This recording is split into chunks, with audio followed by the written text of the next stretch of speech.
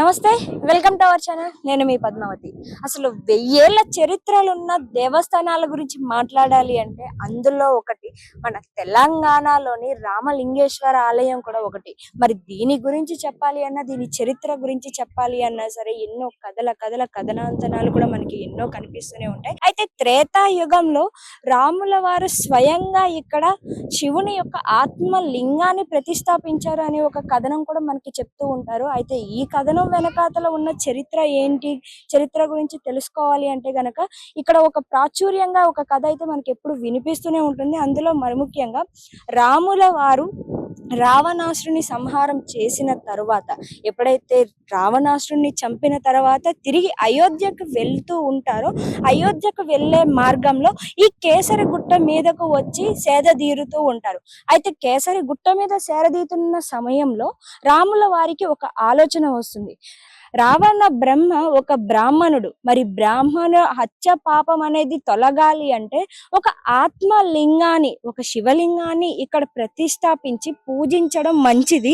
మనం ఏదైతే పాపం చేశామో ఆ పాపం అనేది తొలగిపోతుంది అని అనుకుంటాడు. వాస్తవానికి చూడాలి అంటే రావణుడు చెడ్డవాడైనప్పటికీ కూడా అతను ఒక బ్రాహ్మణులలో పుట్టిన వాడు కాబట్టి, సో అన్ని రకాల కూడా అన్ని దైవాలను పూజించిన వాడు, ఎంతో భక్తి శ్రద్ధలతో శివుణ్ణి ఆరాధించేవాడు కాబట్టి ఆ బ్రహ్మహత్య పాపం అనేది తొలగడం కోసం రావణుని చంపిన తరువాత ఇక్కడ సేదతీరే సమయంలో శివలింగాన్ని ఇక్కడ ప్రతిష్టాపించాలి అనే ఆలోచన రాముడికి వస్తుంది. అయితే ఈ ఆలోచన ఎప్పుడైతే వస్తుందో వెంటనే ఆంజనేయ స్వామికి చెప్తారంట. ఏమని? ఆంజనేయ, ఇప్పుడు నేను ఇక్కడ శివలింగాన్ని ప్రతిష్టాపించాలి అనుకుంటున్నాను, కాబట్టి నువ్వు వెంటనే కాశీకి వెళ్ళి కాశీ నుంచి నా కోసం ఒక చక్కని శివలింగాన్ని తీసుకురా అని చెప్తాడు. అయితే రాముడు అప్పటికే ఒక సమయాన్ని అనేది నిర్ణయిస్తాడు. ఎందుకని అంటే మనం దైవాన్ని ఎంత మంచి విగ్రహాన్ని అక్కడ ప్రతిష్టాపించినప్పటికీ కూడా దానికంటూ ఒక చక్కటి సమయం ఉంటుంది. ఆ నిర్దిష్ట సమయంలో అక్కడ దైవాన్ని ప్రతిష్టాపించలేకపోతే తరువాత మనం నిజమైన దేవుణ్ణి అక్కడ ప్రతిష్టాపించినప్పటికీ కూడా దానికి ఒక అర్థం అనేది ఉండదు అని అనేసి రాముడు ఆలోచిస్తాడు. అయితే అప్పటికే ఆంజనేయుడు వెళ్ళి చాలా సమయం అవుతుంది. ఆంజనేయుడు మెరుపు వేగంతో కాశీకి చేరుకొని తిరిగి వస్తూ ప్రయాణం అవుతూ ఉంటాడు. కానీ అప్పటికే సమయం దగ్గరికి వస్తూ ఉంటుంది. సమయం గడిచే కొద్దీ రామునిలో సమయం అయిపోతుంది, ఎలాగైనా సరే శివలింగాన్ని ప్రతిష్టాపించాలి, నేను పూజ చెయ్యాలి అని ఆరాటం పెరుగుతూ ఉంటుంది. ఈలోగా స్వయంగా శివునే ప్రత్యక్షం అవ్వడంతో శివుడు వెంటనే ప్రత్యక్షమయ్యి మాట్లాడుకున్న శివుని యొక్క ఆత్మలింగాన్ని తన లోపల నుంచి తీసి రాముని చేతిలో పెట్టి మాయమైపోతాడు. అయితే వెంటనే క్షణ ఆలస్యం కూడా చేయకుండానే ఒక్క క్షణంలో ఆత్మలింగాన్ని అయితే ప్రతిష్టాపించి పూజలు కూడా చేయడం జరుగుతుంది. అయితే ఆంజనేయుడు తిరిగి వచ్చేసరికి రాముడు శివలింగాన్ని ప్రతిష్టాపించి పూజలు చేయడం చూసినప్పటికీ ఆంజనేయుడు ఎంతగానో బాధకు గురవుతాడు. నేను ఇంత కష్టపడి కాశీ వరకు వెళ్ళి 101 శివలింగాల్ని నేను తీసుకువచ్చాను, కానీ నేను తీసుకువచ్చిన దానికి ఫలితం లేదు, అంత దూరం నేను కష్టపడినందుకు దానికి ఫలితం లేదా అని అనేసి ఆంజనేయుడు ఎంతగానో బాధకు గురవుతాడు. అయితే వెంటనే ఆ కోపంతో తెచ్చిన శివలింగాలన్నిటినీ కూడా చెల్లా చెదురుగా కొండ అంతా దగ్గర కూడా అక్కడ ఇక్కడ లింగాలను విసిరి కొడతాడు. అయితే వెంటనే రాముడు చూస్తాడు, కానీ రాముడు చూసినప్పటికీ కూడా ఆంజనేయుడిని ఏమి అండు. అయితే ఆంజనేయుడు అనుకుంటాడు, ఇప్పుడు నేను చేసిన పనికి రాముల వారికి కోపం వస్తుంది, నన్ను ఖచ్చితంగా తిడతారు అని అనుకుంటారు. అయితే రాముడు తిట్టకపోగా ఆంజనేయుని చిరునవ్వుతో చూస్తూ ఆంజనేయ ఇటు రా అనేసి పిలుస్తాడు. ఏంటి స్వామి, నేను వచ్చేదాకా మీరు ఎందుకని వేచి చూడలేకపోయారు అని అనేసి అంటే అప్పుడు ఆంజనేయుడికి రాముల వారు ఇలా చెప్తారంట. ఆంజనేయ, నువ్వు వచ్చేసరికి సమయం లేట్ అయ్యేలా ఉంది, అందుకని అనేసి ఈలోగా శివుడే వచ్చి స్వయంగా ఆత్మలింగాన్ని ఇవ్వడంతో నేను దాన్ని ప్రతిష్టాపించను. కానీ నువ్వు బాధ చెందకు, నువ్వు ఏవైతే 101 లింగాల్ని తీసుకొచ్చావో ఇక్కడికి వచ్చే భక్తులంతా కూడా ఫస్ట్ నువ్వు తెచ్చిన ఆత్మలింగాల్ని దర్శించుకొని వాటన్నిటి దర్శనమైన తరువాత తదనంతరం నీ దర్శనం కూడా తీసుకొని ఆ తరువాతే నేను ఇక్కడ ప్రతిష్టాపించిన ఆత్మలింగాన్ని దర్శించుకోవడానికి వస్తారు అనేసి రాముల వారు ఆంజనేయుడితో చెప్తారంట. దానికి నిదర్శనంగానే చూసుకోవచ్చు మనం ఇక్కడ కనిపిస్తున్న ఈ లింగాలతో పాటు ఆంజనేయుని విగ్రహం కూడా మనకి కనిపిస్తుంది. దానికి నిదర్శనంగానే మనకి ఇక్కడ చుట్టుపక్కల దాదాపు 101 శివలింగాలు కనిపించడంతో పాటు ఇక్కడ మనకి పెద్ద ఆంజనేయుని విగ్రహం కూడా కనిపిస్తుంది. మరి అలాంటి ఒక దివ్యమైన శ్రీరాముల వారి చేతితో ఇక్కడ ప్రతిష్ఠించిన శివలింగాన్ని దర్శించుకోవడానికి రావడంతో పాటు అయితే ఇక్కడికి రావడం వల్ల మనకి ఆంజనేయుడు కాశీ నుంచి తీసుకువచ్చిన 101 శివలింగాలు కూడా మనకి దర్శనం ఇవ్వడం అనేది నిజంగా ఇది ఒక చక్కటి అద్భుతమైన అవకాశం అని చెప్పుకోవచ్చు. మరి తెలంగాణలో కేసరిగుట్ట పైన ఇంత అద్భుతమైన ఒక చక్కటి దేవాలయం అందరికీ దర్శనం ఇవ్వడం అనేది నిజంగా అది అందరి అదృష్టం అనే చెప్పుకోవాలి. అయితే ఇందులో ఇంకొక చరిత్ర కూడా ఉంది. చెప్పాలి అంటే రాముల వారు ఆంజనేయుడితో ఇంకొక మాట కూడా చెప్తారంట. ఏదైతే ఇక్కడ నీ చేతులతో 101 శివలింగాలని నేను చెప్పిన ఒక లింగం కాకుండా ఏదైతే నువ్వు 101 శివలింగాల్ని తీసుకొచ్చి ఇక్కడ ప్రతిష్టాపన జరిగిందో దీనికి నీ తండ్రి పేరు అయిన కేసరి అనే పేరుతో ఈ ప్రదేశం అంతా కూడా కేసరిగిరి అని పిలువబడుతుంది. నీ తండ్రి ఎవరైతే ఉన్నారో నీ తండ్రి కేసరి గారి పేరు మీదనే ఈ గిరిని అందరూ కూడా పిలుచుకుంటారు, కేసరిగిరి అని అంటారు. అయితే ఎందుకని అంటే ఇదంతా కూడా మనకి టెంపుల్ వచ్చేసి ఒక కొండ మీద కనిపిస్తుంది కాబట్టి కేసరిగిరి అని అనేసి రాముల వారి దీనికి నామ స్వీకరణం చేయడం అయితే జరిగింది. అయితే ఇక్కడ రాముల వారు పెట్టిన ఏదైతే ఉందో కేసరిగిరి అనేది రాను రాను ఇది పేరు మారుతూ వస్తుండగా ఇది కేసరిగుట్టగా మారింది. కేసరిగుట్ట, కేసరి ఇలాగ రకరకాల పేర్లతో పిలుస్తారు. కానీ ఏది ఏమైనప్పటికీ కూడా దీనికి ఈ పేరు రావడానికి ప్రత్యేకత అయితే ఆంజనేయుని తండ్రి యొక్క పేరును రాముల వారు ఆంజనేయునికి బహుమతిగా ఈ కొండ ప్రదేశానికి మొత్తానికి కూడా పెట్టిన పేరు అని చెప్తూ ఉంటారు.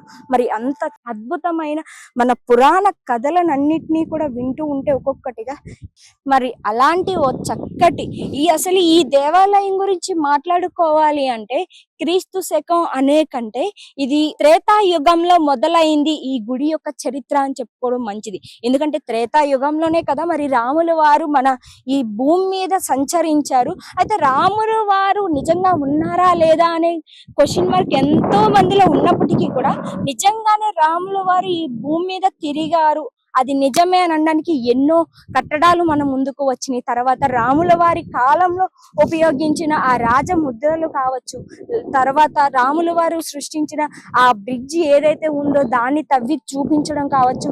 ఇలా చూసుకుంటూ పోతే రాముల వారు స్వయంగా తన చేతులతో నిర్మించిన ఇలాంటి ఓ అద్భుతమైన శివలింగాల దర్శనం కోసం వచ్చిన టెంపుల్స్ కావచ్చు ఇదే చెప్తుందని. మన హిందువుల చరిత్ర అంతటినీ కూడా రాముల వారు స్వయంగా తన చేతులతో ఒక దేవుడు ఇంకొక దేవునికి ప్రాణ ప్రతిష్టాపన చేసి దేవుణ్ణి పూజించడం అనేది నిజంగాను ఎంత గొప్పవాడైనా సరే ఎప్పుడు అణిగి మణిగి ఉండాలి.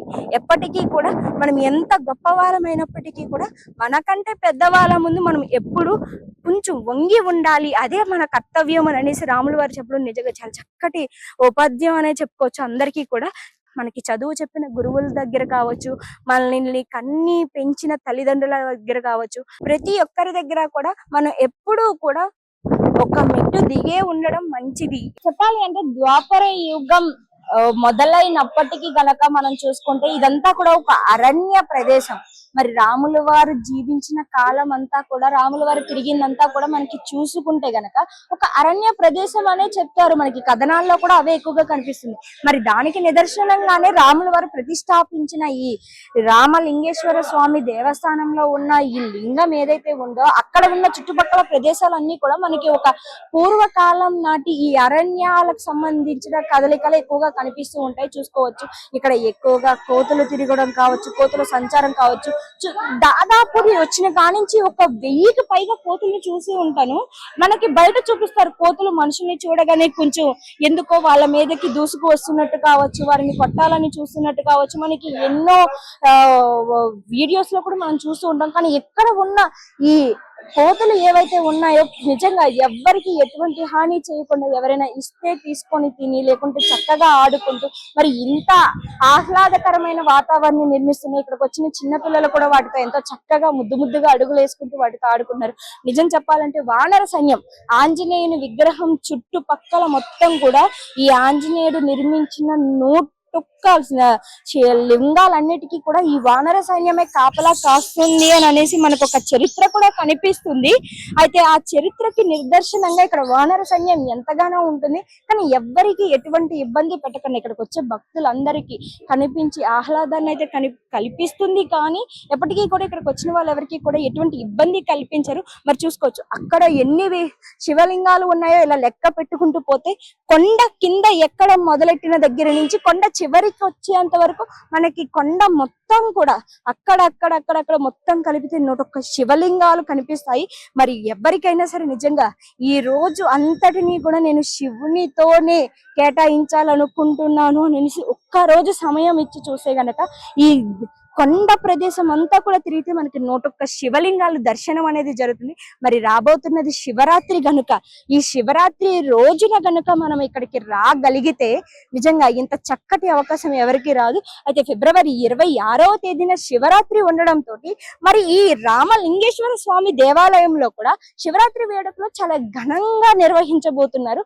మరి ఇంత చక్కటి అవకాశం మనకి మళ్ళీ ఒక సంవత్సరం వేచి చూస్తే గానీ రాదు. కాబట్టి నిజంగా ఇప్పుడు ఎవరికైతే కుదురుతుందో ప్రతి ఒక్కరు కూడా ఈ అవకాశాన్ని ఉపయోగించుకోవాలి. ఎందుకని అంటే జన్మానికి ఒక శివరాత్రి అని అంటారు. ఎందుకంటే మన జీవితంలో సంవత్సరంలో ఒక్కసారైనా సరే మన శివుని కోసం దేవుని కోసం కేటాయించడంలో తప్పేమీ లేదు. ఎందుకని అంటే మనకి ఈ జీవం ఉన్నదే శివుని ఆజ్ఞ మీద.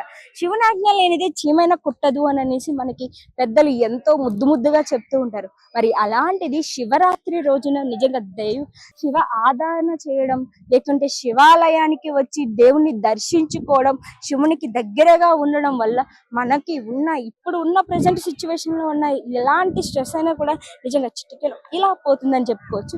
మరి అలాంటి ఒక దేవస్థానానికి అయితే ఈరోజు మిమ్మల్ని తీసుకొచ్చేసాను. అయితే ఇక్కడ వేడుకలు సంబంధించిన వివరాల్లోకి వస్తే గనక ఫిబ్రవరి 26వ తేదీ నుంచి కూడా ఇక్కడ శివరాత్రి వేడుకలు మొదలయ్యి మార్చి 1 వరకు కూడా దాదాపు కొనసాగుతూనే ఉంటాయని చెప్తున్నారు. అయితే ఎంతో ఘనంగా ఇక్కడ లోపల మనకి చేసిన ఏర్పాట్లు ఏవైతే ఉన్నాయో ఇక్కడికి వచ్చే భక్తులు ఎవ్వరికి కూడా ఎటువంటి ఇబ్బందులు లేకుండా చాలా దగ్గర ఉండి దీనికి ఇక్కడికి వచ్చిన వాళ్ళందరికీ కూడా వచ్చిన వాళ్ళు దర్శించుకొని అన్నిటినీ మించి ఇప్పుడు 144 సంవత్సరాలకు ఒక్కసారి వచ్చి కుంభమేళాలో విశేషంగా వస్తున్న శివరాత్రి గనుక ఇక్కడ వేడుకలు కూడా అంతే ఘనంగానే ఉన్నాయి. నిజం చెప్పాలంటే శివాలయం విషయానికి వస్తే గనక సోమవారమే దర్శించుకోవాలి, శివరాత్రి రోజే దేవుడికి ఎక్కువ రద్దీ ఉంటుంది అనుకోవడానికి లేకుండా ఇక్కడ ఆ రోజు ఈ రోజు అని లేకుండా ఎక్కడ చూసినా కూడా మనకి భక్తులే కనిపిస్తున్నారు. మరి అంత విశేషం కలిగిన ఒక దేవాలయంకి మనం రావడం నిజంగా మన అదృష్టం అనే చెప్పుకోవాలి. మనకి కింద చూసుకుంటే కింద ఎంట్రన్స్ లోనే గనక మనం వెళ్ళి చూసుకుంటే మనకి ఒక పెద్ద నందీశ్వరుడు అయితే స్వాగతం చెప్తూ ఉంటాడు. మరి నందీశ్వరుని కూడా నేను మీకు చూపిస్తాను, అని మీరు కూడా చూసేయండి. అయితే దేవాలయం చుట్టుపక్కల కూడా ఇంకొక కథనం కూడా జరుగుతూ ఉంటుంది. ఏంటి అంటే 15వ శతాబ్దంలో మీకు 15వ శతాబ్దంకి సంబంధించిన చరిత్ర అంతా కూడా తెలుసు అనుకుంటున్నాను. అయితే తానీషా కాలంలోకి వెళ్తే గనక అక్కన్న మాదన్న అని అనేసి 2 అన్నదమ్ములు ఉండేవారు. ఆయనకి కింద వారి ఏదైతే చెప్తారో దాని ప్రకారమే వీళ్ళిద్దరూ నడుచుకోవాలని అనుకునేవాళ్ళు. అయితే వీరిద్దరూ కూడా పూర్వకాలంలో దాదాపు 15వ శతాబ్దంలోని వీరు వచ్చి దేవాలయాన్ని దర్శించుకోవడం జరుగుతుంది. అయితే దేవాలయాన్ని దర్శించుకొని ఇక్కడ ఉన్న శివలింగాలన్నింటినీ చూసిన తర్వాత అయితే ఇక్కడ రాముడు ప్రతిష్టాపించిన ఆత్మలింగం ఉంది, దాంతో పాటుగా ఆంజనేయుడు కూడా ఉన్నాడు. మరి అదే దాంతో మరి ఇప్పుడు రాముడు, శివుడు, ఆంజనేయుడితో పాటు విష్ణుమూర్తి కూడా ఉంటే ఎంత చక్కగా ఉంటుంది అని అనేసి ఒక ఆలోచన రావడంతో అయితే వెంటనే వెళ్ళి తానీషాని అక్కన్న మాదన్నలు అడుగుతారంట. ఏమని?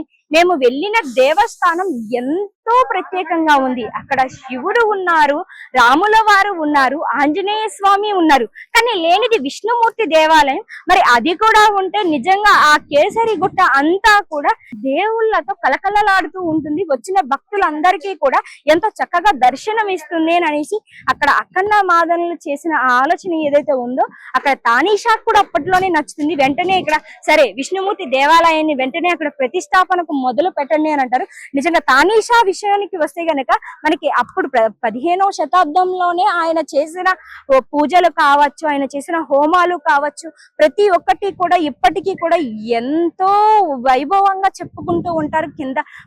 కింద ఉన్న ఈ గిరిజన ప్రాంతాలను అందరినీ కూడా అడిగితే గనక మనకి చెప్తూ ఉంటారు. తానీషా కాలంలో ఇక్కడ జరిగిన పూజల గురించి కావచ్చు, హోమాల గురించి కావచ్చు, ఆయనకు ఉన్న దైవ భక్తి గురించి కావచ్చు, హిందువుల గురించి ఆయన చేసే ఆలోచనల గురించి కావచ్చు, ప్రతి ఒక్కటి కూడా మరి అంత చక్కటి ఆ 15వ శతాబ్దంలోని తానీషా రాజులు పరిపాలించిన ఈ ప్రదేశం అంతా కూడా నిజంగా హిందూ దేవాలయాలతో కలకలలాడింది. ఆ సమయంలోనే ఎన్నో హిందూ దేవాలయాలన్నింటినీ కూడా నిర్మించారు. అదే వాటికి పూర్వ వైభవాన్ని కూడా తీసుకొచ్చే ప్రయత్నం చేశారు. అయితే అప్పటి నిర్మించిన ఈ దేవాలయాలన్నిటినీ కూడా ఇప్పటికీ నిజంగా ఇక్కడ ఉన్న ఆలయం వాళ్ళు ఎప్పటికప్పుడు దాన్ని డెవలప్ చేసుకుంటూనే వస్తున్నారు. ఇప్పుడు చూసినట్టుగా మళ్ళీ మనం ఒక సంవత్సరం పోయిన తర్వాత వచ్చి చూస్తే ఇంతకన్నా మార్పు చెందుతుంది అని అనడానికి నిదర్శనంగా కిందటి సంవత్సరానికి ఇప్పటికీ చాలా మార్పులు అయితే వచ్చినాయి. అలాగే ఎప్పటికప్పుడు ఈ దేవస్థానంలో ఎప్పటికప్పుడు మార్పులు చేసుకుంటూనే వస్తున్నారు. మరి ఇంత చక్కటి అవకాశం అందరికీ మళ్ళీ మళ్ళీ దొరకాలంటే నిజంగా తెలంగాణ ప్రజలు అందరికీ కూడా ఇది ఒక చక్కటి అవకాశం. అయితే అన్నిటినీ మించి మనకి ఇక్కడ తలనీలాలు అర్పించుకోవడానికి కూడా అవకాశం ఉంటుంది. ఎందుకు అని అంటే ఇక్కడ చాలా మంది వచ్చి వాళ్ళ మొక్కులను తీర్చుకుంటారు. ఎన్నో మనం కోరిన కోరికలన్నీ కూడా ఇక్కడ తీరుతాయి అని అనేసి అంటారు. మరి ఇంత చక్కటి చరిత్ర ఉన్న దేవాలయాన్ని దర్శించుకుంటున్నందుకు నిజంగా నాకు కూడా చాలా సంతోషంగా ఉంది. మరి శివరాత్రి రోజు మీకు దర్శించుకోవడానికి ఇక్కడికి వచ్చి దర్శించుకోలేని మీ అందరికీ కూడా ఈ దేవాలయాన్ని నేను మీకు ఇక్కడికి వచ్చి నేను చూసి మీ అందరికీ చూపిస్తున్నందుకు నాకు కూడా చాలా సంతోషంగా ఉంది. అయితే ఈ దేవాలయాన్ని చూసి మీరు కూడా దర్శించుకుంటారని నేను కూడా మనస్ఫూర్తిగా కోరుకుంటున్నాను.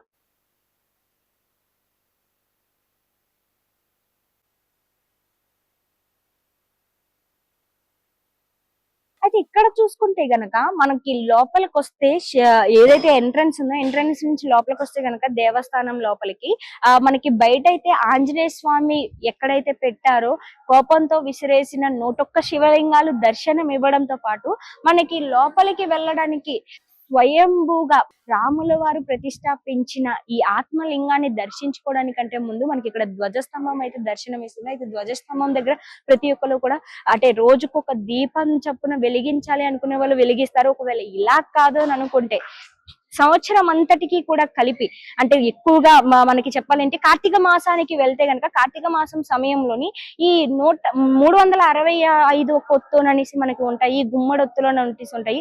ఇలాంటి దీపాలను ఇక్కడ వెలిగిస్తూ కనిపిస్తూ ఉంటారు. ఎందుకని అంటే సంవత్సరం మొత్తానికి వచ్చిన పుణ్యం అంతా కూడా ఈ ఒక్క దీపంతోనే వస్తుంది. అంటే రోజు పూజలు చేస్తే ఎంత పుణ్యం ఎంత ఫలితం అయితే వస్తుందో ఇలాగ 361 ఒత్తులు కూడా వెలిగించి ఇక్కడ ఆ సంవత్సరం మొత్తానికి కావాల్సినంత పుణ్య ఫలాన్ని పొందడానికి ఇక్కడికి వచ్చి ఇక్కడ దేవునికి ఆరాధనలు చేయడం లైక్ పూజలు చేయడం లేకుంటే ఇక్కడికి వచ్చి ఈ ధ్వజస్తంభం దగ్గర ఒత్తులు వెలిగించడం అనేది చేస్తూ ఉంటారు. నిజంగాను ఇక్కడికి వచ్చి ప్రతి ఒక్కటి కూడా వాళ్ళ స్వతः హస్తాలతో వాళ్ళే చేసుకుంటూ దేవుణ్ణి దర్శించుకోవడం అనేది నిజంగా దేవుడిచ్చిన గొప్ప వరం అనే చెప్పుకోవాలి. అయితే అన్నిటినీ మించి చూసుకోవచ్చు. నేను చెప్పాను మీకు ఇక్కడ వానర్లు తిరుగుతున్నారు అని అన్నానికి చూడండి. ఇక్కడ పిల్లలు కూడా చక్కగా ఈ వానర్లని పిలుస్తూ అరుస్తున్నా కూడా అవి చక్కగా చూసి వెళ్ళిపోతూ లేకుంటే దగ్గరికి వచ్చి వెళ్ళిపోతున్నాయి తప్పితే వీళ్ళని ఏమి అంటలేదు.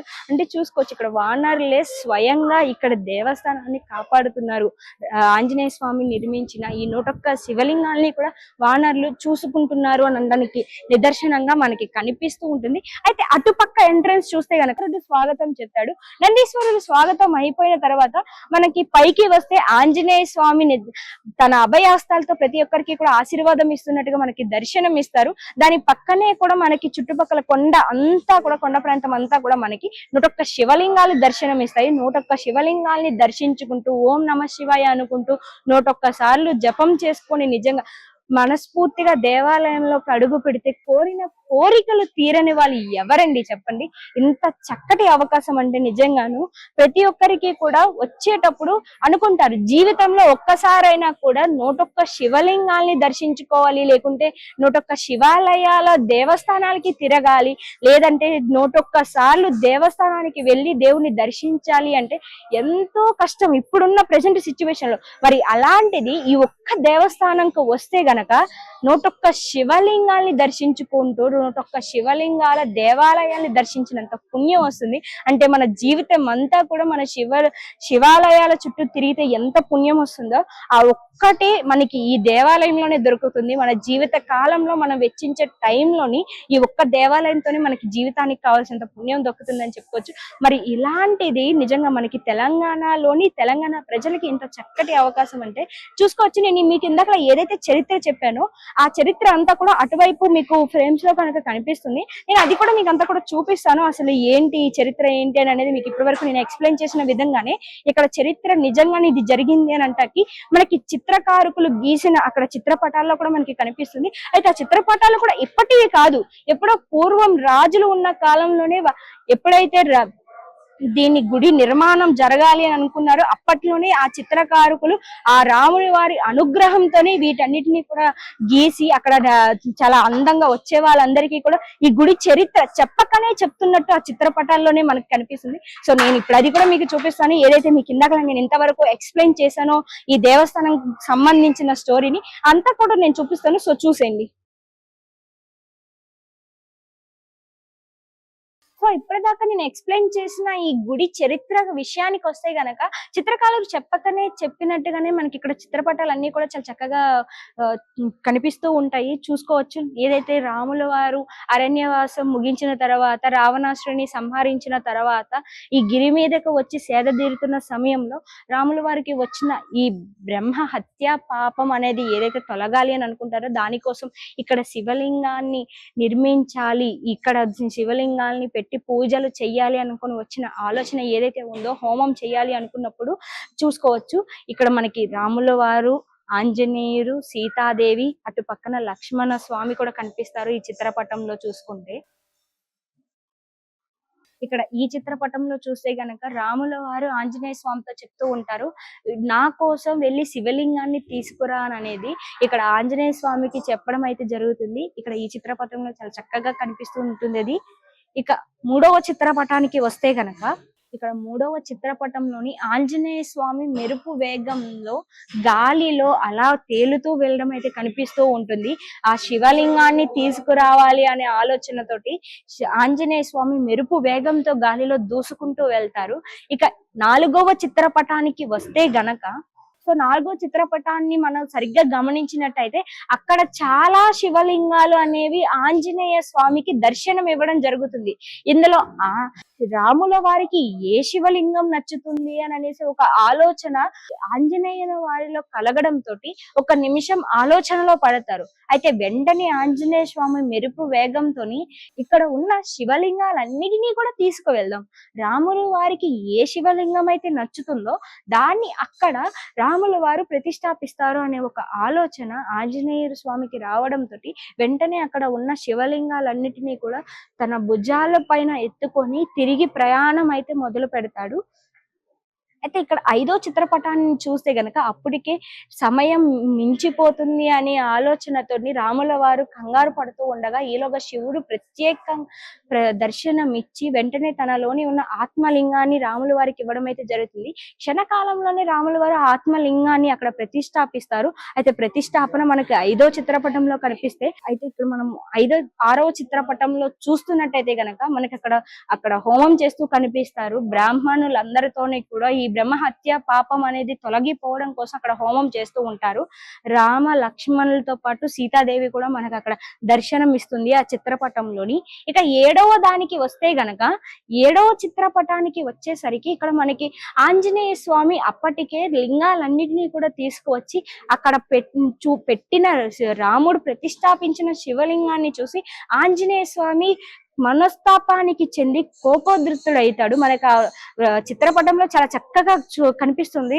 ఆంజనేయ స్వామి లోపల ఉన్న కోపం అంతా కూడా చెప్పకనే చెప్పినట్టు అక్కడ చిత్రపటంలో చాలా చక్కగా కనిపిస్తుంది. అయితే 8వ చిత్రపటంలోకి మనం వెళ్తే గనక 8వ చిత్రపటంలో ఆంజనేయ స్వామి వెంటనే తన కోపాన్ని అదుపు చేసుకోలేక ఆ కోపంతోని అక్కడ ఉన్న శివలింగాలన్నిటినీ కూడా చెల్లా చెదురు తన తోకతో ఒకటి, కాళ్ళతో ఒకటి, చేతులతో ఒకటి, అటు ఇటు ఎటు పడితే అటు విసిరేస్తూ ఉంటాడు. అయితే మనకి 9వ చిత్రపటంలోకి వస్తే గనక రాముడు దానంతటినీ కూడా చూస్తూనే ఆంజనేయ స్వామిని చిరునవ్వుతో నవ్వి ఆంజనేయ ఇటు రా అని పిలుస్తున్నట్టుగా అయితే మనకు అందులో కనిపిస్తుంది చాలా చక్కగా. ఇక ఇక చివరిగా 10వ చిత్రపటానికి వస్తే గనక ఇక్కడ మనం చూసుకున్నట్టయితే ఆంజనేయ స్వామికి ఇక్కడ ఎన్ని లింగాలు ఉన్నా సరే నేను పెట్టిన శివలింగం కన్నా ప్రత్యేకమైనది నువ్వు తీసుకొచ్చిన 101 శివలింగాలు ఇక్కడ ఉన్న అంతటా అన్ని శివలింగాల్ని దర్శించుకున్న తరువాత తదనంతరం నిన్ను దర్శించి నా దగ్గరికి వస్తారు అని చెప్పిన మాటకు అర్థంగా ఇక్కడ చిత్రపటంలో మనకి కనిపిస్తుంది. చూసుకోవచ్చు, ఎదర ఉన్న శివలింగం వచ్చేసి ఆంజనేయ స్వామి తీసుకువచ్చింది, దాని వెనకాల ఉన్న శివలింగం వచ్చేసి రాముల వారు ప్రతిష్టాపించినది. ఆ శివలింగం అనేది మనకి చిత్రపటం లెక్కల్లోకి వెళ్తే గనక దాదాపు ఈ 7వ చిత్రపటం ఏదైతే ఉందో మనకి ఆ 7వ చిత్రపటంలో కనిపిస్తుంది. సో దాని లెక్క ప్రకారం మనకు అర్థమవుతుంది ఇక్కడ రాముల వారు ఏదైతే చెప్పారో ఈ నువ్వు తెచ్చిన లింగాన్ని దర్శించిన తరువాతే నేను ప్రతిష్టాపించిన లింగాన్ని దర్శిస్తారు అని చెప్పింది. మరి అంత చక్కగా మనకి ఇదంతా కూడా చిత్రపటాల రూపంలో దర్శనం ఇవ్వడం అనేది ఇక్కడ దాంతో పాటుగా మనకి ఉన్న ప్రత్యేకమైన శివలింగాల విభజన అనేది కూడా మనకి ఇక్కడ కనిపిస్తుంది. ఒక్కొక్క శివలింగానికి ఒక్కొక్క ప్రత్యేకత ఉంటుంది. మనకి చూసుకుంటే మనకి సంవత్సరంలో 12 నెలలు ఉంటాయండి. 12 నెలలకు గాను ఒక్కొక్క నెలకి ఒక్కొక్క శివలింగం చొప్పున మనం లెక్కకు తీసుకున్న మనకి మనకి తెలిసింది సంవత్సరానికి ఒక్క శివరాత్రి అన్నట్టుగా మనం సంవత్సరంలో ఒక్కసారి మాత్రమే శివరాత్రి చేసుకుంటాం. కానీ వాస్తవంలోకి వెళ్ళి పురాణాల్లోకి వెళ్ళి చూస్తే గనక మనకి ప్రతి నెల ఒక శివరాత్రి అనేది వస్తుంది, మాస శివరాత్రి అనేది. కానీ దాన్ని చాలా తక్కువ మంది మాత్రమే చేసుకుంటూ ఉంటారు. దాన్ని ప్రతి నెల దాన్ని ఆచరించే వాళ్ళకి అది అందరికీ తెలుసు. మరి ఆ వివరాల్లోకి వెళ్తే గనక ఒక్కొక్క నెలకి ఒక్కొక్క శివలింగం అనేది మనకి ఇక్కడ కనిపిస్తుంది. సో దాన్ని వివరంగా మనం చూసుకుంటే ఒక్కొక్క నెలలో ఒక్కొక్క శివరాత్రికి ఒక్కొక్క శివలింగం నిదర్శనంగా మనకి ఇక్కడ ఒక్కొక్క నెలకి సంబంధించి 12 నెలలకు 12 శివలింగాల పేర్లు వాటి చరిత్ర కూడా మనకి ఇక్కడ చెక్కడం జరిగింది. ఇది కూడా తెలుసుకోవడం అనేది ప్రతి ఒక్కరికి ఇప్పుడున్న జనరేషన్ లో చాలా అవసరం. ఎందుకు అంటే దీని గురించి చాలా తక్కువ మందికి మాత్రమే తెలుసు. మరి ఈ విషయం కూడా తెలుసు అన్న వాళ్ళు ఖచ్చితంగా కూడా మరి దీనికి సంబంధించిన చరిత్ర గురించి కూడా అందరికీ తెలిసే ఉంటుంది. మరి ఇలాంటి పురాతనమైన దేవాలయాల్లో మాత్రమే మనకి ఇలాంటివన్నీ కూడా దర్శనం ఇస్తూ ఉంటాయి.